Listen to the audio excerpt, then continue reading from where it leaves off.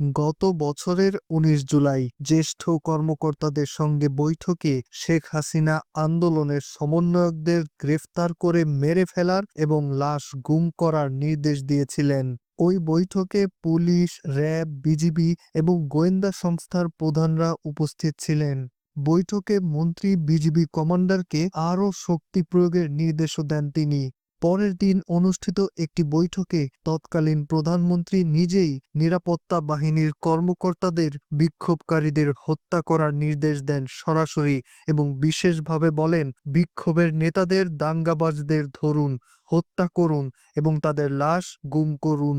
জাতিসংঘের তথ্যানুসন্ধান দলের প্রতিবেদনে উঠে এসেছে এসব চাঞ্চল্যকর তথ্য।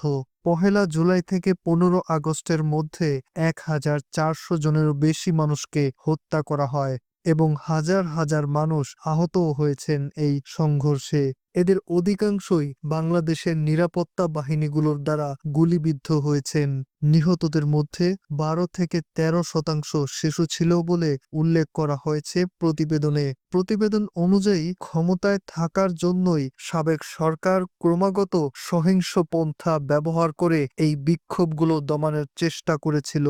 প্রতিবেদনে আরও বলা হয়, বাংলাদেশ পুলিশ OHCHR-কে পুলিশ সদস্য, আওয়ামী লীগ ও আওয়ামী লীগের সহযোগী সংগঠনের ৯৫ জন সদস্যের নাম এবং তাদের ভূমিকা কী ছিল তার বিস্তারিত সরবরাহ করেছে।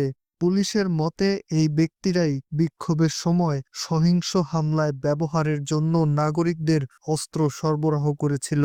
অস্ত্র সরবরাহ যাদের করা হয়েছিল তাদের মধ্যে ১০ জন তৎকালীন সংসদ সদস্য, ১৪ জন স্থানীয় আওয়ামী লীগ নেতা, ১৬ জন যুবলীগ নেতা, ১৬ জন ছাত্রলীগ নেতা এবং ৭ জন পুলিশ সদস্য ছিলেন।